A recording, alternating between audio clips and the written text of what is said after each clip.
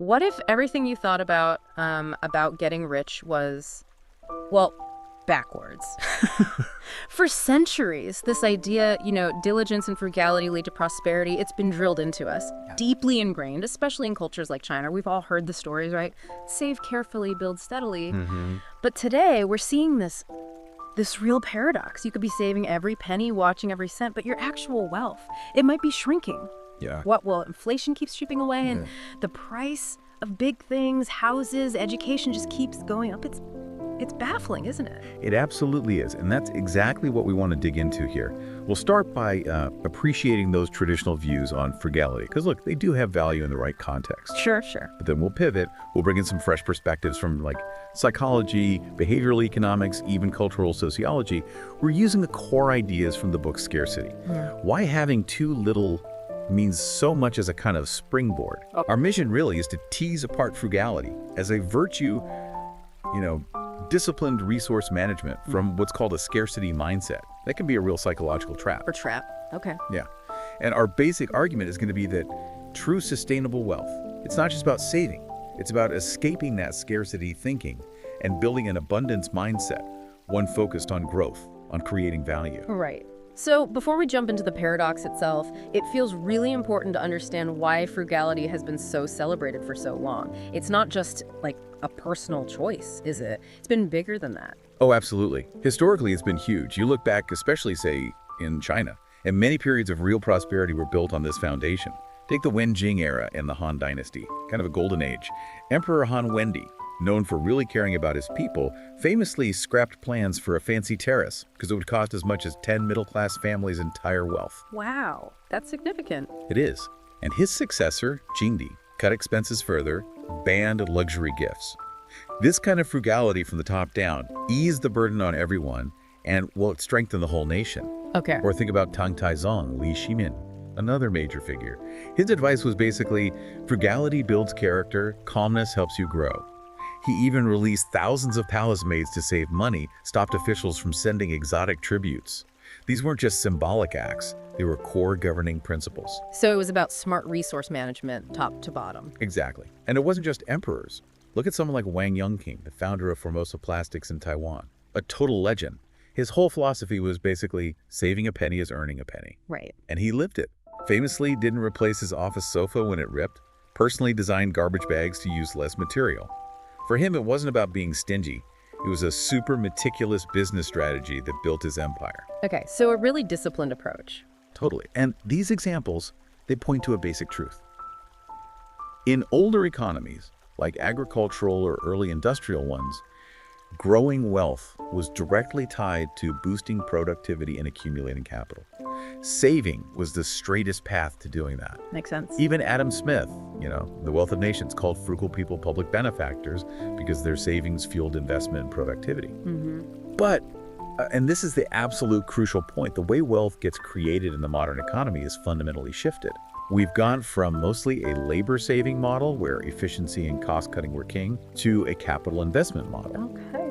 where wealth increasingly comes from strategically using and growing capital itself.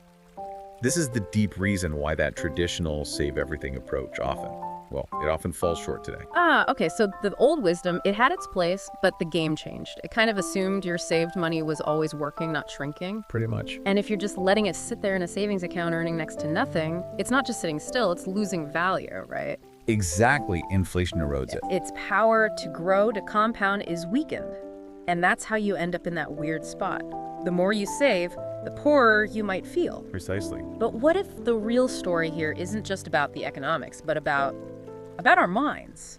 This is where it gets really interesting, I think. There's this core psychological idea that explains why oversaving can actually hold us back. Yes, and that concept is the scarcity mindset. It's defined as that subjective feeling, the feeling you have less than you need. And that's key. It's not just about actually having less, it's a psychological state that literally captures our brains. Captures our brains. How so? Well, it works through two main mechanisms. First, there's something called tunneling. When you feel scarcity could be money, time, whatever your attention just zeroes in, laser focuses on that one thing you lack. Okay. And this makes you ignore other really important stuff, often long-term things. Think about maybe low-income patients focusing only on the immediate cost of a treatment, not the best overall medical plan for the future. Right, I see. Or imagine being in a restaurant, just staring at the prices and completely missing the big discount notice printed right at the bottom of the menu because you're so fixated on the cost of each dish. So it's like putting on blinders, basically. You're so focused on the lack, you miss opportunities or information that could actually help. Exactly. That's tunneling. And the second mechanism is bandwidth burden. Scarcity literally takes up mental space. It taxes your cognitive ability, your executive control, your ability to plan, focus, make good decisions. Wow. Studies have actually shown that worrying about money can lower people's scores on reasoning tests. It helps explain why someone facing immediate financial stress might put off buying health insurance, even if it's a good long-term move. Their mental bandwidth is just full, consumed by the immediate problem. That bandwidth burden idea is, yeah, it's powerful. So it's not just about being objectively poor then. It sounds like this is a mental trap anyone could fall into, regardless of their bank balance. What does that look like day to day? You nailed it. It can absolutely affect people at any income level, even high earners, because fundamentally it's driven by fear, not by rational value assessment. Fear-driven, okay. And this deep fear can lead to some really contradictory behaviors. Yeah. Ever heard of retaliatory consumption or hoarding consumption? Can't say I have. It's like these impulsive emotional spending sprees. People do it to try and soothe the anxiety scarcity causes, but of course, it just burns through resources faster, making the problem worse, creates a real vicious cycle. Yikes. And it can wreck relationships too. Arguments about money, especially between partners, often stem from one or both being stuck in this scarcity thinking. Okay, so how do we tell the difference between sensible, rational frugality and this fear-driven scarcity kind? That's the crucial distinction. Rational frugality asks, is this purchase worth it? Is the value I get good for the money spent? It's value-based. Scarcity-driven frugality, though, is rooted in that fear of loss. The constant thought is, if I spend this, the money's gone forever. That fear completely warps how you see value. It makes people terrified to say, invest in themselves, education, skills, even health, because they only see the immediate outflow, the loss, not the potential long-term gain. They see it as spending, not investing. Exactly. So let's compare them quickly. Scarcity mindset thinks, not enough, feels anxiety, has tunnel vision. Abundance mindset thinks, opportunity, feels calm, sees the bigger picture. Okay. For consumption. Scarcity saves just to save, might impulse buy emotionally, pinches every penny. Abundance spends based on value, enjoys life reasonably, focuses on long-term returns. Investment, scarcity super risk averse, stick to low interest savings. Abundance takes calculated risks for potentially higher returns. How about it? In life experience, scarcity feels urgent, struggles with long-term planning, leads to burnout. Abundance is future-focused, sees money as a tool, and fosters growth. It's a fundamentally different way of operating. So, translating this psychology, what does it mean for our actual money decisions day to day? It sounds like our own brains can create some pretty significant blind spots when it comes to investing and actually growing wealth. Precisely. That scarcity mindset tends to crank up the volume on well-known behavioral biases. Take loss aversion, for instance. It's a cornerstone of behavioral finance. Right, the idea that losing hurts more than winning feels good. Exactly.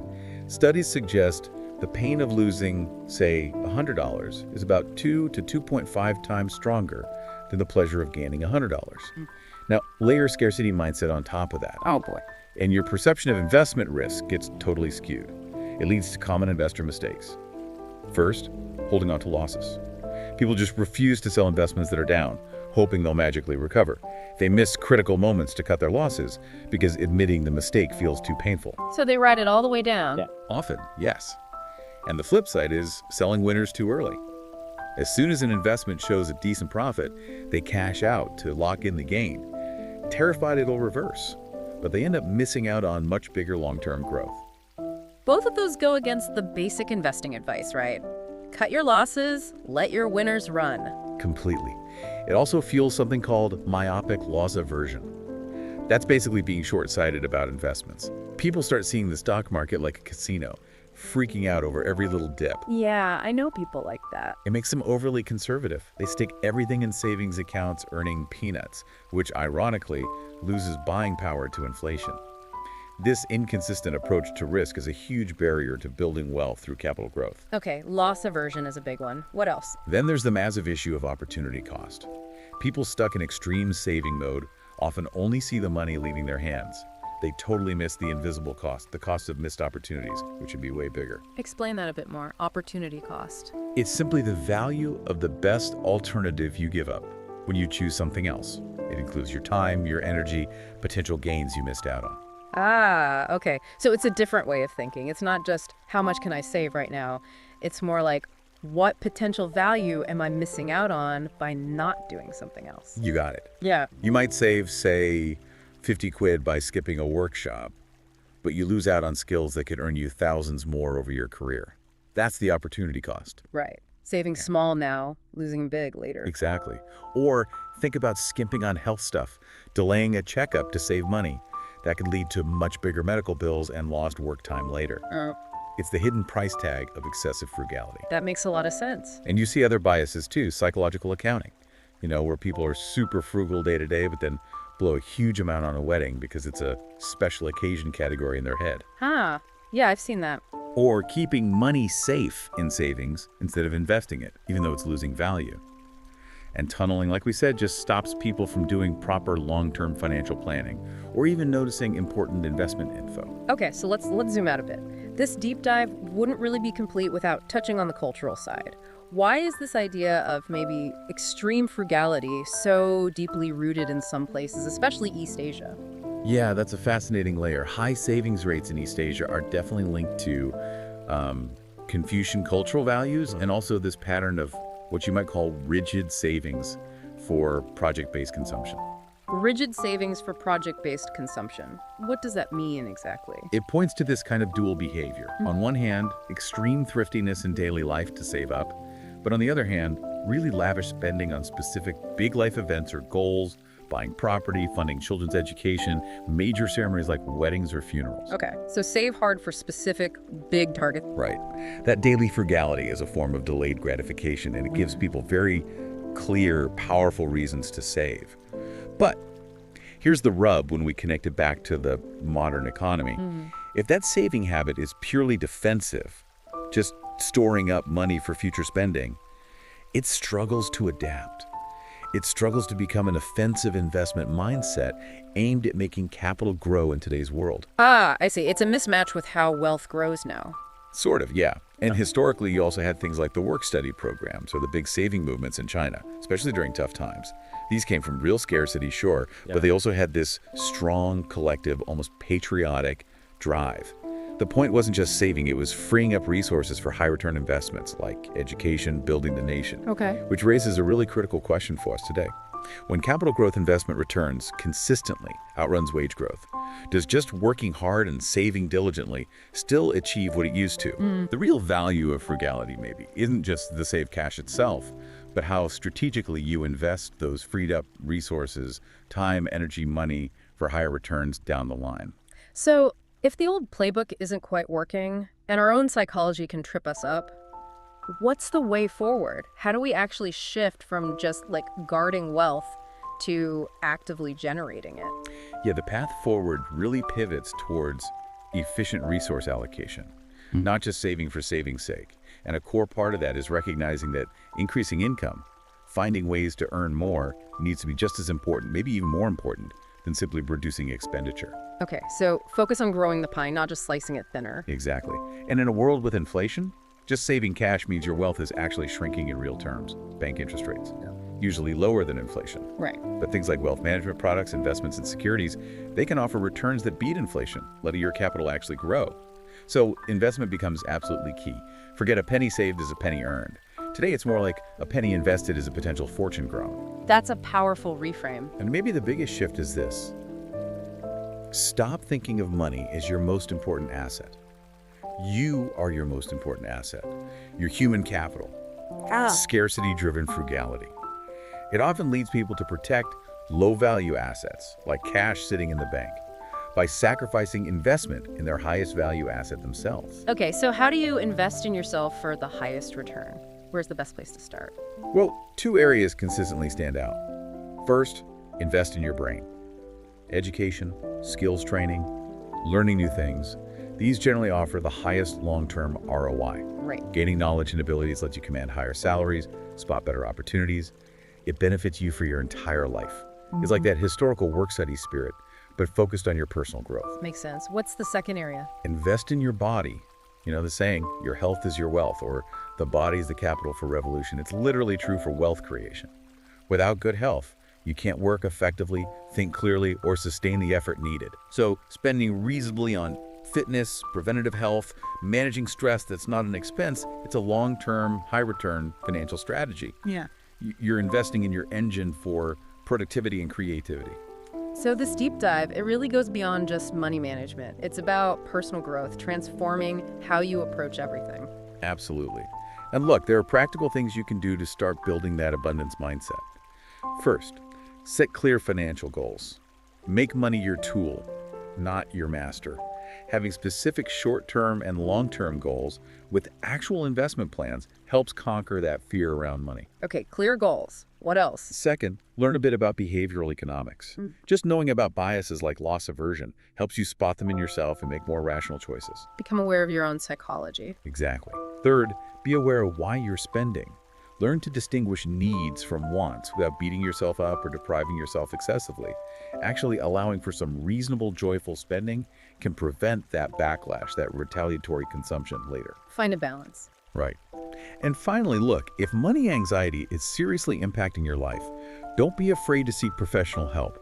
A good financial advisor, maybe even a therapist or coach, can help address the deeper issues. Good advice. Ultimately, the shift is moving away from things like just saving cash, which might lose value, or being so frugal you stunt your own growth, and moving towards strategic investments in your brain, your body, and smart financial instruments.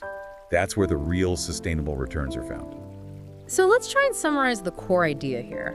Frugality, the discipline, the resourcefulness, that's definitely a virtue, but when it gets tangled up with fear and anxiety, it morphs into that scarcity mindset, which acts like an invisible wall blocking your path to actually growing wealth. That's it, precisely. Yeah. That mindset literally reduces your cognitive power, it twists your decisions, makes you overlook great opportunities. True wealth isn't just about hoarding, it's about having that abundance mindset that constantly looks for ways to create and grow value. So, for you, the listener, maybe the takeaway is seeing frugality as a tool, a way to free up resources efficiently, but not the end goal itself. The real goal is to then strategically invest those resources, your money, your time, your energy, into your most valuable assets. Your mind, your body, your connections. That's how you get exponential personal growth. Right. So maybe think about this. What's one strategic investment you could make in yourself, maybe this week, that your inner scarcity voice might be whispering for you to avoid?